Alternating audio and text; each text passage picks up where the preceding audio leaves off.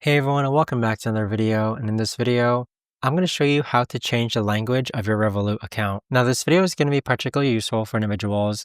Let's say that you want to change a language to Spanish, or maybe you want to change it to French. How do you actually go ahead and change the language of your Revolut account? Now, this video is going to be short, sweet, and simple, guys. There's not going to be a lot of steps involved. So in order to do this, what you're first going to do is click on the profile icon in the upper left-hand corner. Next from here, you want to scroll all the way down and then click on Appearance. Now where it says Appearance, I'm not sure why this is where it fits under, but you're going to see an option that says Language. Click on Language. And so with that, it basically says that we use the same language set for your device.